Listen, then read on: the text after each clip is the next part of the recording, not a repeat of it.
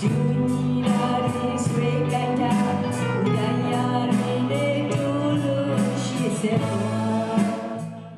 there, and thanks for listening. If you're enjoying our podcast and have a recommendation about someone you think that we should have on to share their voice and journey with the world, by all means, let us know. It could be an aid worker, monastic, author, journalist, doctor, resistance leader, really anyone with some tie or another to the ongoing situation in Myanmar. To offer up a name, go to our website, insightmyanmar.org, and let us know. But for now, just sit back and take a listen to today's podcast.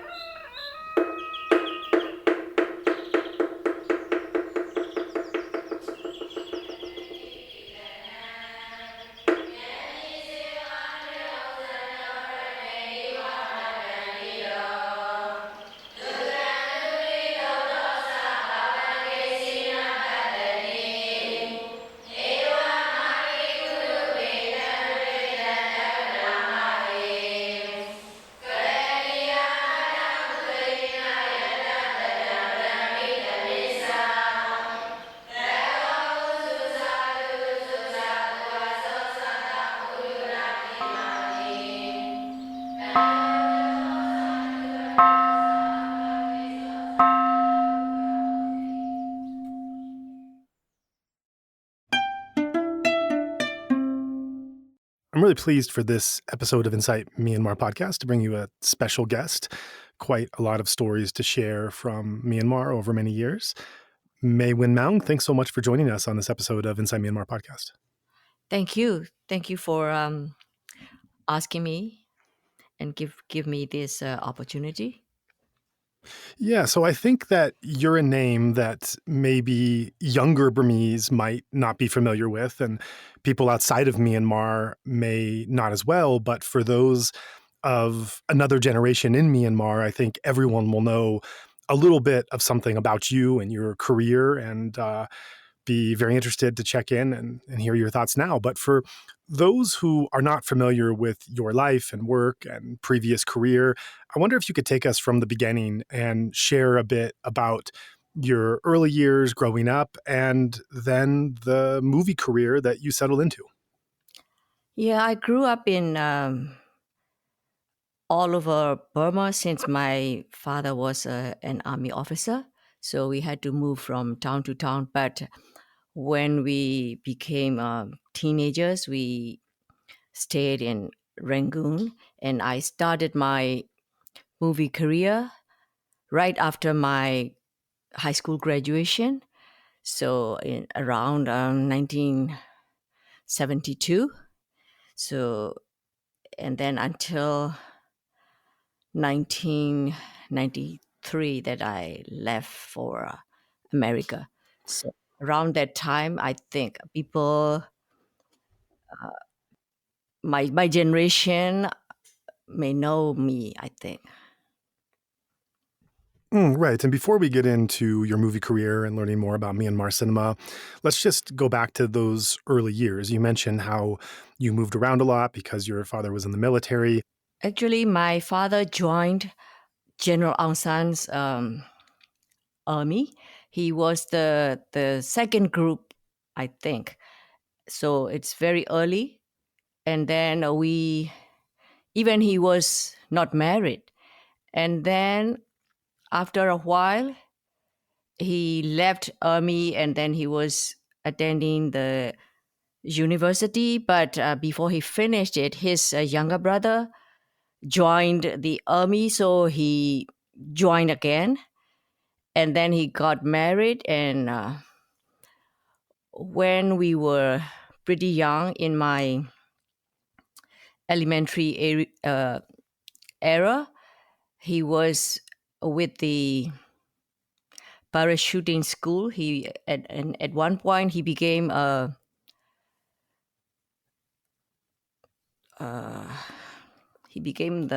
head of that parachuting school. So we live very near to the airports, and I've seen the aeroplanes, flying over our area all the time. And in 19, and then not when we were in that still the military, parachuting school, there was the 1962 coup happened. So we were so young, so we didn't really realize the effects of those. But I remember that there was the announcement of the $50, 50 Jats bills and 100 Jats bill, that you cannot use it anymore. So I heard that that my mother was complaining a little bit, but I think we didn't heard that much at that time. But a lot of people lost a lot of their monies and all that kind of stuff. And then we moved from there. We moved to different military areas, and then when I was in the high school, we were in Mingladon, and he was G1. His position was G1, and then from that position, he was forced to retire from his military position, and then asked to move to the government, one of the ministries.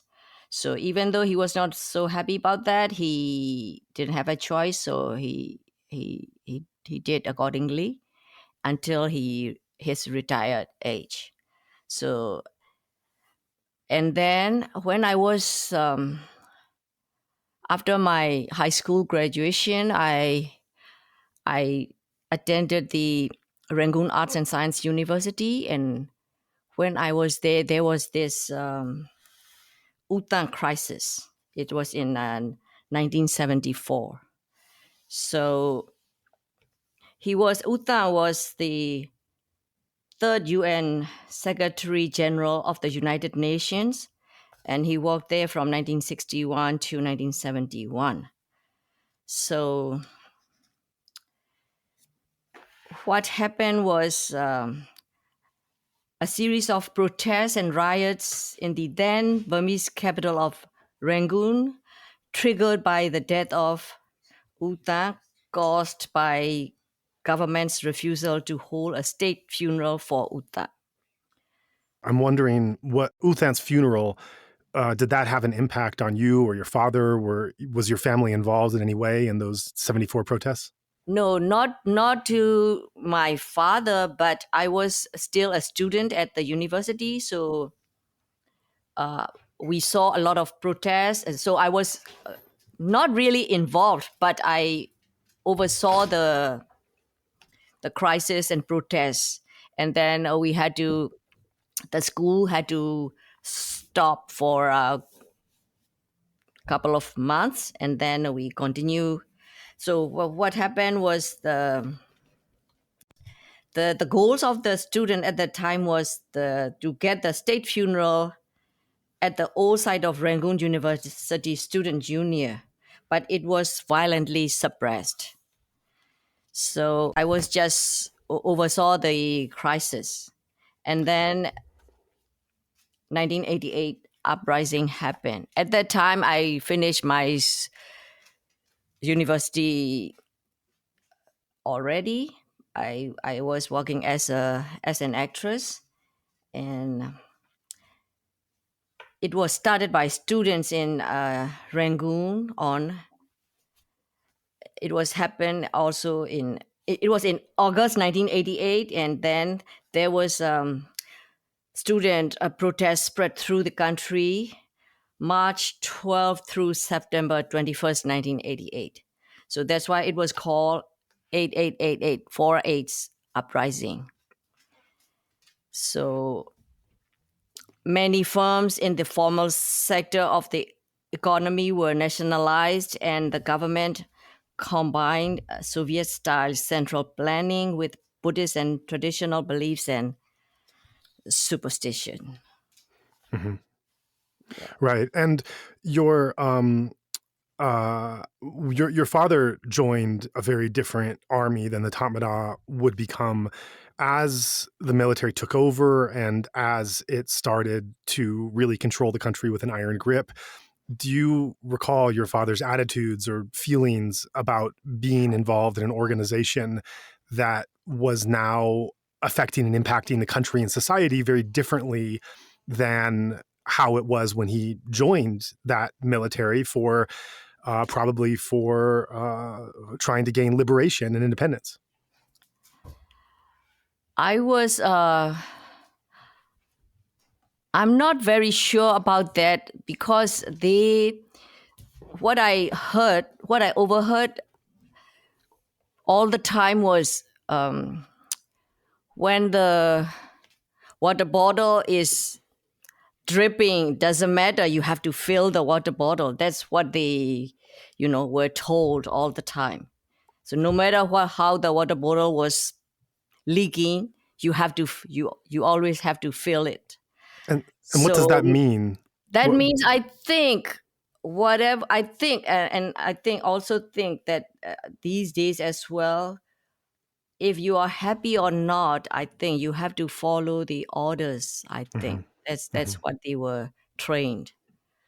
I think. Right. So you're not familiar with your father's opinions on Not how. no, Mm, right. he didn't express his actual feelings in front of us. So he was just doing his Mm. job. Yeah.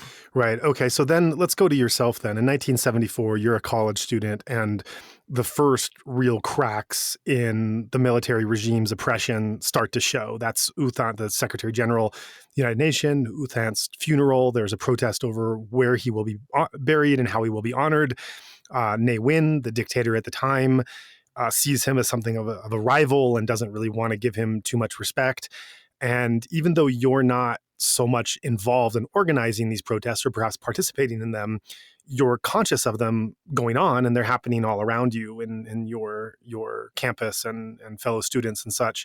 So is it fair to say this was kind of the first moment in your own consciousness and awakening that something was not good with this military regime and that there was now turbulence and trying to give some kind of expression against them? Or what was your, as this was going on, Y- what was your feeling and observation at the time? yes, you can say that because people were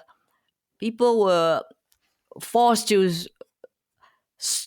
stopped expressing their feelings, and then Uta also was a special person for Burma. And then I don't know why they had to, let him honor his, name and his work. So at that point, even though I did not really say anything about those, but that's when my feelings of doubt of the our military government started, I think. Mm. Yeah. Okay, that's great. Let's bookmark that for a moment and let's take a completely different track, Mhm. and or perhaps it's not different because these might go parallel. But let's just take a moment to better understand your storied movie career as an A-list actress in Myanmar. So, can you tell us a bit about how you got involved in movies, what your big breaks were, and then what roles you started to play, and maybe tell us a bit about the state of Myanmar cinema in the process as you came to be involved in it?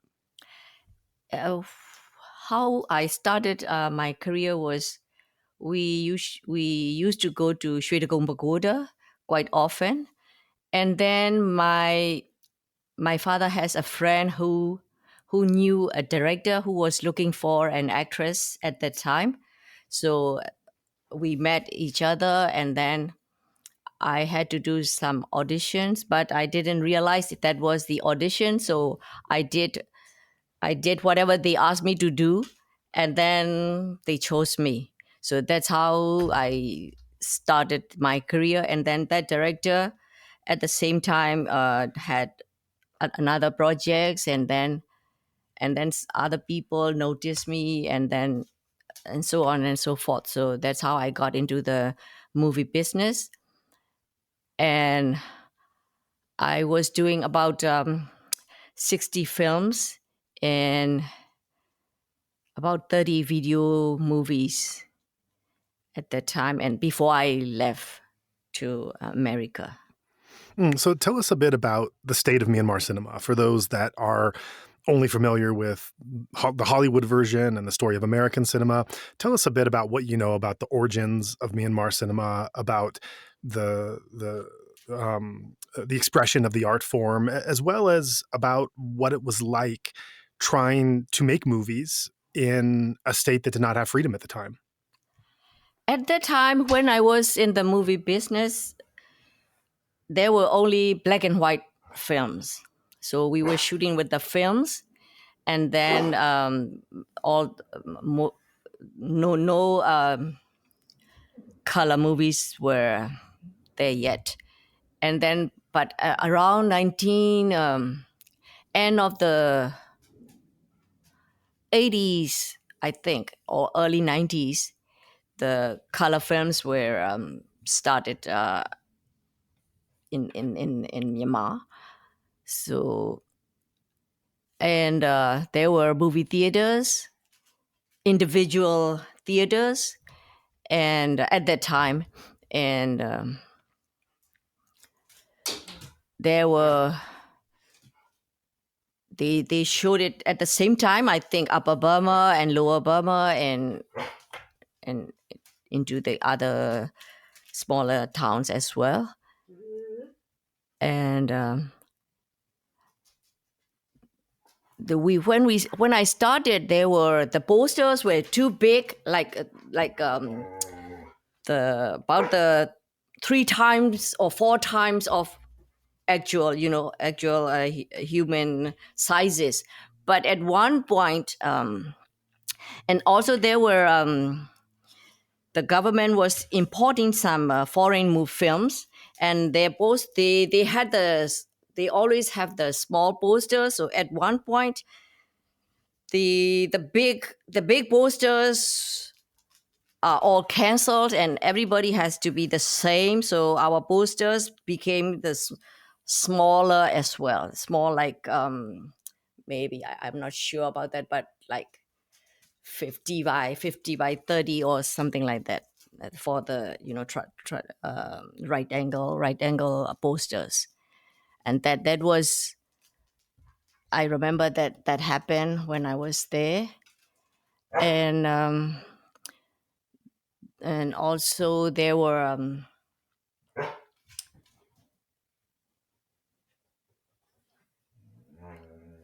at that time, at one point, there were about 100 movies were produced, but later they were very, very little, I heard, after I left. And the academy giving ceremonies were held almost every year. But right now, I think everything is stopped, because of the COVID started, and also the coup happened. So everything in the movie industry also has nobody can continue their work. So a lot of hardships for the people from the movie industry, as well as the rest of the country. Right. And how about the connections between Myanmar cinema and the military at that time? Were there connections? What was the nature of them? And to what degree was freedom of speech and creativity limited by filmmakers? Oh, there were a big censorship. So early in the early movie days, there were, even though there were kind of censorship, but not that much strict. But when I became in the industry, at one point, censorship was very strict. You cannot say such things. You cannot wear such clothes, not very low, no low neck blouses, or even the big buttons. They were in, the censorship don't won't allow those things, and bell bottoms and all the kind of stuff. And then also even in the there was the television, Myanmar television program started, and then they cannot wear bell bottoms or the European attires. But now it's a lot more open, I think. But at that time, and then there was an actress who was banned for a couple of years from performing because she was wearing something, inappropriate, they said. But in this era, it is nothing at all at that time. So censorship was also very strict. And then you cannot say things like, okay, there was a movie I was involved. It was called Kyi Pyar. Kyi Pyar means a traveler to such and such city. So actual distance from Rangoon to that city is about like a 1-day trip. But along the way, they had a lot of problems happen. So it took them like 10 days to get that city. So when they when they try to get the censorship pass, the board from the censorship was not very happy about that movie. So they asked the producers and directors to cut a lot of scenes out of the movie. They thought it was about them, because I don't know, but so then they were not happy, and then they did a lot of censorship to that movie. So things like that. You cannot express even a little hint of your unhappiness or whatever to if they think it is about them, they will give you a hard time. Yeah, things like that. That's one of the things I remember. And then how did that feel for you as an artist who is working on this this medium of film for 2 decades and doing, as you said, over 60 movies and along with television shows, this kind of really tight censorship of what you can say, how you could say it, what the references and inferences could be, what you could wear, the plot lines, everything else, having everything under so much scrutiny and such censorship. How did it feel for you as an artist working in those conditions? Not happy, of course, and not just me. A lot of people from our industry felt the same way, but we cannot do anything about it because we are under the law. So we had to walk, the way they wanted us to. So even these days, even these days, the censorship is still there, and then you cannot express a lot, but it's a lot more flexible than before, I think, because since I'm away from there a long time, so I'm not sure how things are over there. But I just heard someone was complaining about the censorship. So the censorship of their art, so if they are forced to cut out a line or two, or the way they express things, they don't have the freedom of expression, so they are not happy. That's what I just heard. So I think still a little bit of the, I think. Was there ever a time you remember where you or other people in the film industry tried to protest this or to expand beyond the censorship laws, or was it just too dangerous of an operating environment to attempt to do that? At that time, I don't know why, including me, nobody dared to express and protest about the censorship and stuff. But after the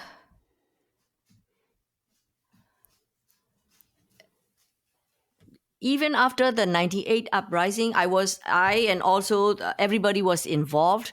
But after that, after the control back, we had to sign. We had to sign the agreement that we I don't know the details. I don't remember the details, but I roughly it is we are we promise that we're not going to get involved in the political movements anymore and things like that. Only then we can continue with our work. So there were a couple of actresses who would never sign those agreements. So they are out of business. They Yeah. cannot be in the movie business anymore. But she passed away with that, with her beliefs in her own heart. So Hmm. there were actresses I know, at least two of them. So the one of them passed away. The other one I'm not sure about her. So Hmm. they would not sign. They would not sign. But we had to sign, and then we continue with our career. But some are very strong minded, and they would never say we're sorry. Right. Right. We spoke last year on this podcast to Kenneth Wong, who is a Burmese living in San Francisco, quite well known for his work in poetry and books and music and movies as well. He's been a commentator of Burmese cinema in many different ways. One of the things that he said in our interview with him was commenting on the tragedy of how many brilliant artists and filmmakers and storytellers there were in Myanmar who were simply not able to tell the stories they wanted to tell, whether they were through short films or feature length or TV shows or documentaries or whatever else. They just simply they could not they were not able to. They lacked the freedom in the country to be able to tell a more dynamic and truthful story of what their vision was and what they were seeing, which is what artists do. I heard about a poet. He expressed his unhappiness in his one of his poems, and he was put into the jail. So that's what I heard about. So some people were not very happy about the situations and the political situations in Myanmar. So they try to express, their unhappiness with their words, but they were arrested, and then he had to stay in the jail. But now he passed away already. Hmm. Right. And how about for yourself? Were there times that you wanted to go a certain way with a topic or a role, and you were not able to proceed in that direction based on censorship? To tell you the truth, at that time, my mind was not that independent and strong like right now. Hmm. So I was just most of the time I was just following the directions from the director. So I was just doing my job and did whatever they asked me, or they asked me to how to portray. So, but in right now, I will be very different than before. But at that time, I I'm also one of the I'm also like one of the a lot of people over there. We don't know how to express our own feelings, but some very brave people like that poet, Hmm. they express their feelings, but I was not that brave at the time. That reminds me of the expression you used with your father of if the water is leaking, you have to fill it up. It sounds similar to that mindset of just which I think is probably true of many of us in the Yeah. societies we live in. The conditioning that we just kind of fit into the pattern and the structure of what that society is, and only with greater work do we start to question things that haven't been examined before. Yeah, yeah, a lot of people. And still, these days, I think some people cannot come out and express their feelings, even though they are not agree with what is going on around them, but so used to, you know, being shut off. So some are still quiet right now, but some very brave people, they show their, emotions and protest, the coup and all that kind of stuff. Right. So it's really interesting because you said just a moment ago that the kind of bravery, I don't remember the exact words you used, but the sense of like bravery and speaking out and firmness, that these qualities you have now were not qualities that you had during your 20 years as a movie actress. And so that begs the question, what changed? What was the period of waking up? What was the transformation that you went through where you suddenly realized, first of all, what was happening in your society, and second of all, having the courage to be able to speak out against that? What changes did you go through for that to happen? I think experience and living in this country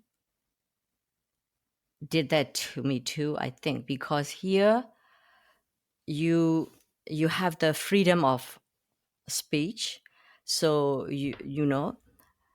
and then you can express your feelings openly. And then also I can see what is right and what is wrong right now. And a lot of innocent people were pushed away their own home, and they have nowhere to live, nothing to eat, a lot of sadness. So I really feel I'm with them, and I feel really sorry for them. So and then that's why now I'm ready to speak out, and oh, don't think about what will happen to me. And but to say the truth, I'm also here, so I have the chance to do that. So some people over there, even though they may want to express their feelings, their lives are depend on their movement, so they do not dare to say things. So I understand them. Even though people don't try to say the right things, I can understand their fear. So I won't blame them. Yeah, I understand. I hear them. I hear their feelings. But me, I'm more independent, and I can express my feelings here, and also the age and experience. I think that changed me into this, you know, this me right now. So you feel it was going to live in America and being in a freer environment that gave you the courage to be able to speak up and the awareness to be able to know what to speak up about. Is that right? And also what people should the should get the chances and freedom, and the right of the people, the right of the human beings, what the human beings should have, what rights they should have. So that's all. Now I can see all of them. So but Mm. over there, people are always, you know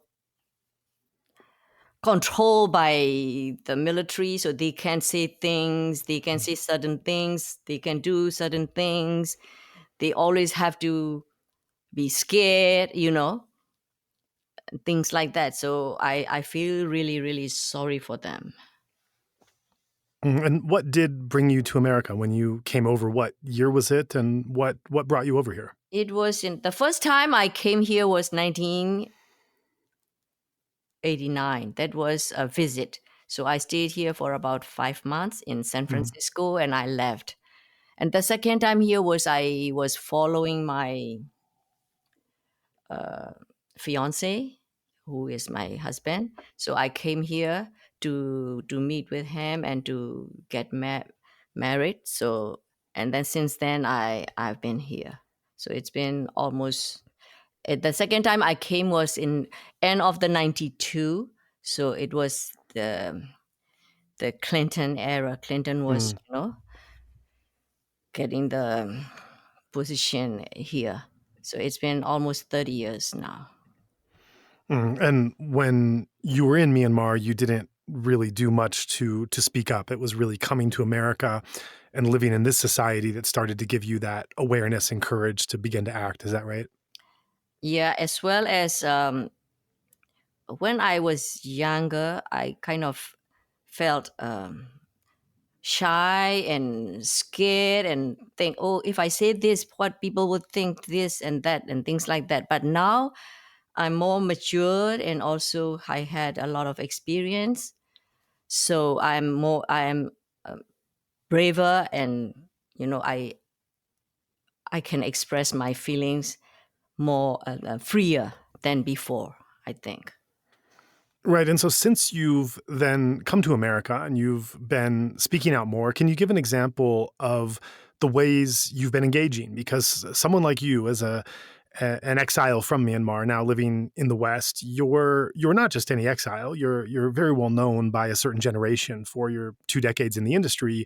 So you do have something of a platform and a voice that can stand out. And so since you've then taken on that role, in what ways and what have you expressed to be able to find that voice and to speak out?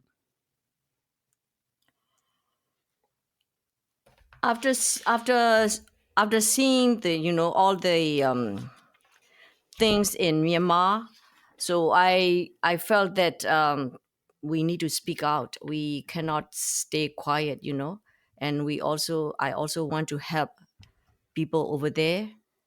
So we started doing getting involved in the fundraising events, and also I was first thing I got involved in doing some news translations and narrations for Myanmar media outlets, and also started supporting fundraising efforts.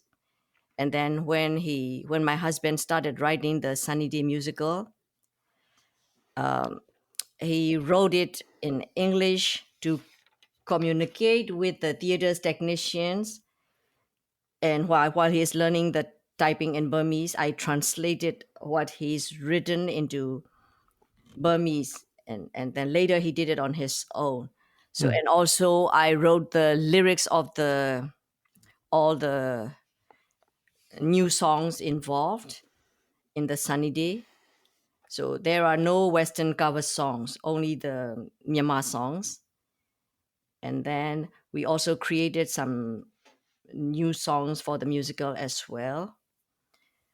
So, and then according to the story, my husband and I discussed the lyrics back and forth until we got them right for the scenes, things like that. And I also played a Myanmar poet character in that musical as well. Tell us what that Sunny Day musical is. That's something that you and your group have been working on quite a bit since the coup as an advocacy, awareness, fundraising project in the US. Tell us a bit about what that is. Yeah, it is. It is the Sunny Day musical is based on the coup and the events of Myanmar Spring Revolution. It highlights how the coup transformed people and the country. And the theme of the musical is national unity. So we open with the unity and we end with unity and hope for the future. So, and then I like to say we the feelings towards the Burmese people, we are united with the majority of Myanmar people. We rejected the coup and the imprisonment of leaders and elected officials and a lot of people over there. And we rejected the torture and the killings of all the civilians. So that's why, we perform the Sunny Day musical last year in March. And then a lot of people were supported. And also we are going to perform again in 29th of this month in San Francisco. And later we are trying to post it on the in the video form, so people can watch it. It seems there's something fitting in you having acted under such censorship for 2 decades in Myanmar and being constricted, and now suddenly being able to use your profession and use your acting skills with full free expression, being able to say and do exactly as you like in that creative medium. Yeah, and then there was one situation not so long ago happened.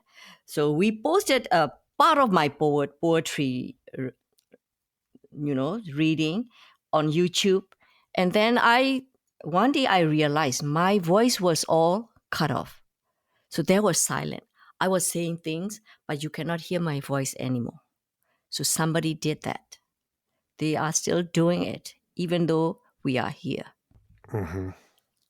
Right. Yeah. What has been your thoughts in seeing the military coup from February 2021 as someone who lived through successive coups and military regimes and lack of freedoms and violence against ethnic minorities and everything else, having lived through all of that and then being able to see this blossoming, tentative democratic transition? What were your feelings on seeing the coup after it developed? In the beginning, I was not sure how to really respond and feel, but later, more and more, things happen, and then we saw a lot of protesters were crushed, and so at that time, the country was somewhat open already after the Aung San Suu Kyi, but now they're trying to move it into the previous situation all along, So in the beginning, I was not sure what to expect. And then later, the more, killings are involved and the more, people are put into the prisoners and all that. So we didn't feel it was okay anymore. So then we started to try to help them in any way we can. That's how we got involved.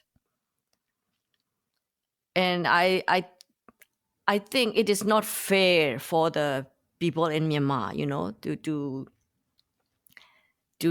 to be involved in things like that every day. And then it's already 2 years, and it is still, people don't have peace, and a lot of people are in very hardship. They don't have their jobs, no income. They don't know what to do, how to eat, how to support, things like that. And then I think in this time, people don't have that kind of hardship. That's what we believe.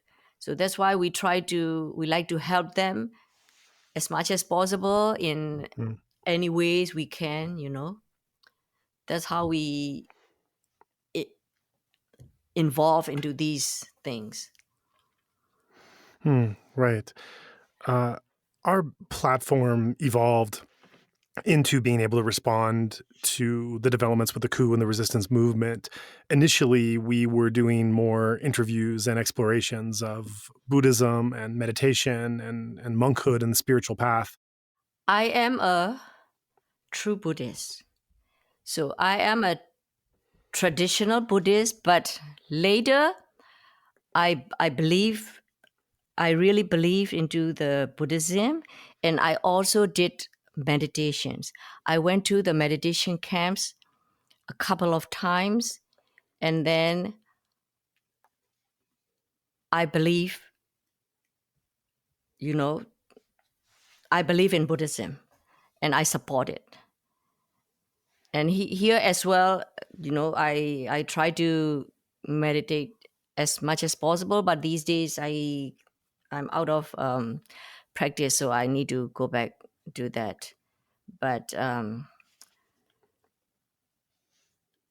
Which I believe in Buddha. Yeah, that to say the short.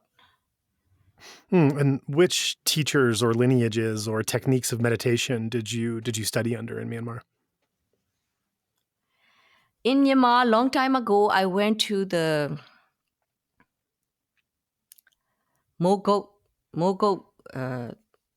Vipassana Hmm. Sakha, and then Hmm. here I don't know if you heard about him, the Mrauk U Sayadaw. Yeah. So Hmm. he came from Burma quite often and then did the meditation camps. So I try to be there all the time. So but these days he hasn't been here, but I hope he'll be here soon and I will go and get into the camp again. So your primary practice lineages have been first Mogok and then Miao, is that right? Yeah, Mrauk U Sayadaw.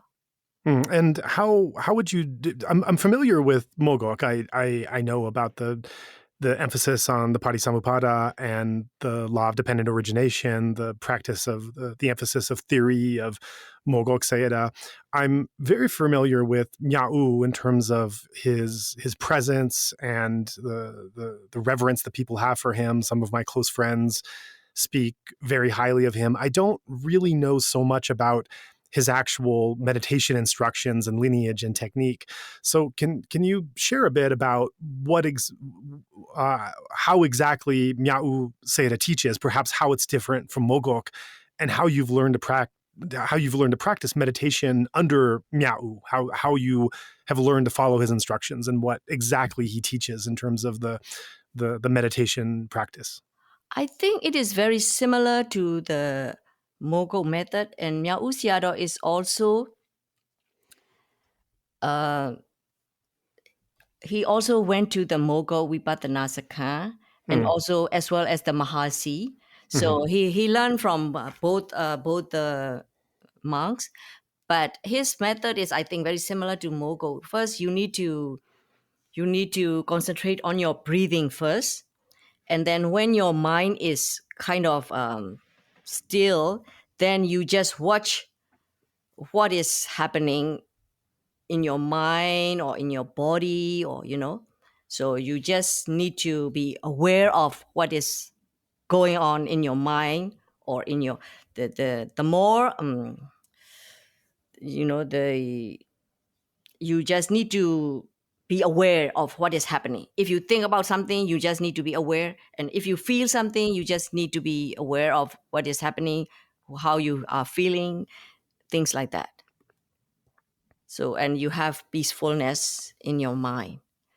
But I'm still trying. So I don't think I get anything yet, but I need to try. That's my goal. That's my Mm. goal, biggest goal of my life. Yeah, That's because great. I don't want to come back to Mm. anywhere. Hmm. Not even the in the as a people or as a better life. I don't want, but I'm not sure, but I need to at least try.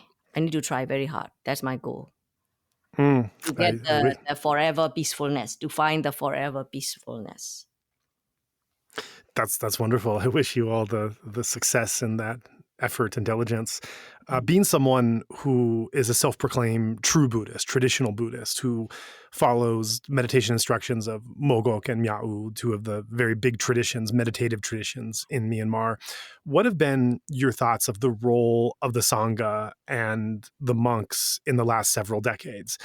First of all, we know that there's been nationalist monks movements who have supported government propaganda and anti-Islam and other kinds of hateful speech that has gone on. And we've also not seen a very heavy monk response in the democracy movement in this current revolution. There certainly have been some that have stood out and have really done quite a bit to support it at their own peril and sacrifice. But there hasn't been a really great involvement. And so what have been your thoughts as someone who believes so much in the Buddhist teachings and is a very devout Buddhist as well as meditative practitioner? What have been your thoughts and observations as you watch the form that the Burmese monkhood has taken over the past several decades? I think Thanga is, for the Buddhism, we need Tangas. We definitely need Tangas. And then in the before there was some yellow robe revolutions or something. There were a lot of Tangas involved in some of the protests, and some were shot. So I don't know if there are some casualties of Tangas, but probably. And these days, some of the Tangas are still doing the protest in smaller township. I can see them on Instagram, and no, not the Instagram, Telegram. But some of the monks, like for example, Mrauk U Sayadaw, he is not involved in this protesting. He is saying, he is just teaching the mindfulness and to get the our goal, the forever peacefulness. He is, but at one point, I think he was detained to question to question about his involvement in the politics, but he never did any of the politics. So he was later he was free. And so there are monks. Some monks I don't really understand, but some monks, even though they are not really saying things, there were hints.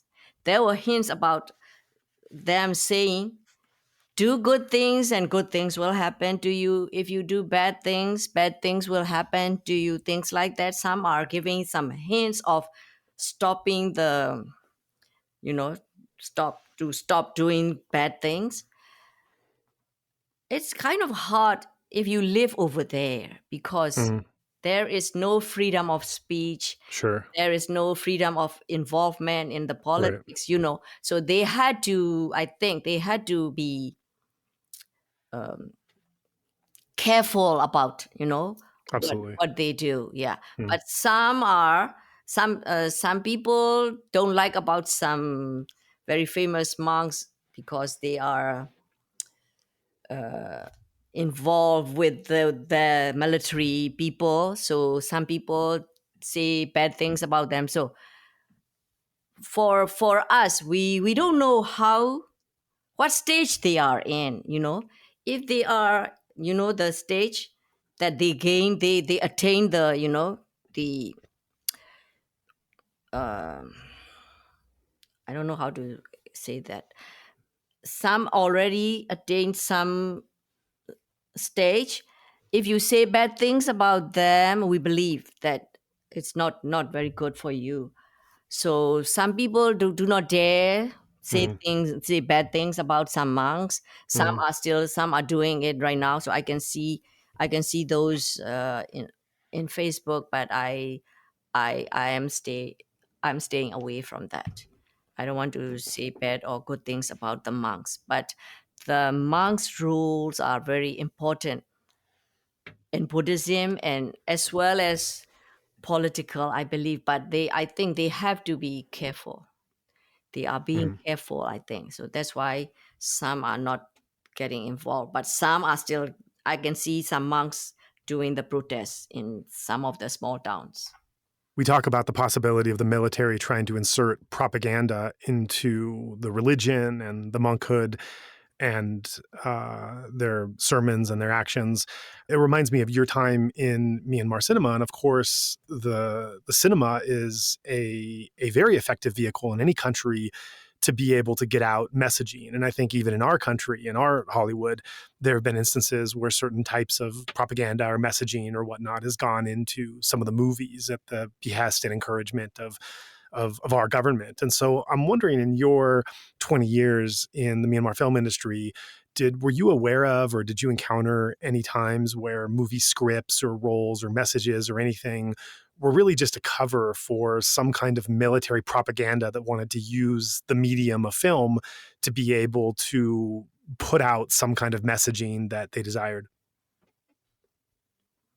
Yeah, there were some military supporting movies as well. Some are produced by, I think, not directly but indirectly produced by the military related people. So those movies were there. Yeah, people knew about it. But there were also good good military movies as well, because there were like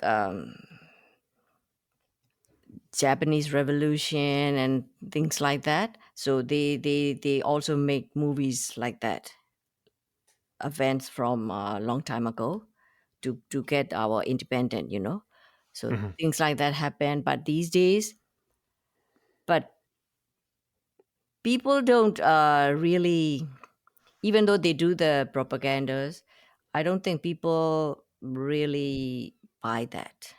Mm, They know how the military is. Now they are proving it mm. more. Yeah. Great. Well, this has been a really great conversation. I think those are all the questions I have, really covering your life, your career, your activism now. It's been great to hear about all that. Of course, your practice and meditation and Buddhism. Before we close, is there anything else you'd like to talk about that we haven't brought up yet? I think we covered a lot, and I just want to thank you. Thank you so much for all that you've been doing for Myanmar and Buddhism, and also thank you for your interest in the Sunny Day musical.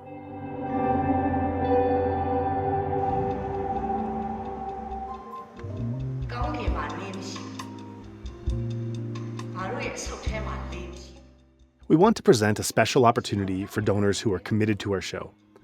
While we want to stress that we greatly appreciate donations of any size, larger donations, of course, are particularly helpful. For that reason, we're encouraging donors with means to consider sponsoring a full episode for a one-time donation of $350 or more. Donations in this category can include a dedication, if you'd like, to a person or organization, and as well as a quotation or expression. Or your generous donation can be anonymous as well. The choice is yours. In either case, it would give you the satisfaction of knowing that you enabled at least one more episode to be produced for the benefit of the people of Myanmar who have suffered so much at the hands of the military. If you would like to join in our mission to support those in Myanmar who are being impacted by the military coup, we welcome your contribution in any form, currency, or transfer method. Your donation will go on to support a wide range of humanitarian and media missions, aiding those local communities who need it most. Donations are directed to such causes as the Civil Disobedience Movement, CDM, families of deceased victims, internally displaced person IDP camps, food for impoverished communities, military defection campaigns, undercover journalists, refugee camps, monasteries and nunneries, education initiatives, the purchasing of protective equipment and medical supplies, COVID relief, and more.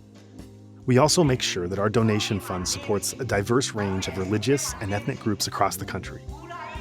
We invite you to visit our website to learn more about past projects, as well as upcoming needs. You can give a general donation or earmark your contribution to a specific activity or project you would like to support, perhaps even something you heard about in this very episode. All of this humanitarian work is carried out by our nonprofit mission, Better Burma. Any donation you give on our Insight Myanmar website is directed towards this fund. Alternatively, you can also visit the Better Burma website, betterburma.org, and donate directly there. In either case, your donation goes to the same cause, and both websites accept credit card. You can also give via PayPal by going to paypal.me/betterburma. Additionally, we can take donations through Patreon, Venmo, GoFundMe, and Cash App. Simply search Better Burma on each platform and you'll find our account. You can also visit either website for specific links to these respective accounts or email us at info@betterburma.org. That's Better Burma, one word, spelled BETTERBURMA.org. If you would like to give it another way, please contact us. We also invite you to check out our range of handicrafts that are sourced from vulnerable artisan communities across Myanmar, available at alokacrafts.com. Any purchase will not only support these artisan communities, but also our nonprofit's wider mission. That's Aloka Crafts, spelled ALOKACRAFTS, one word, alokacrafts.com. Thank you so much for your kind consideration and support.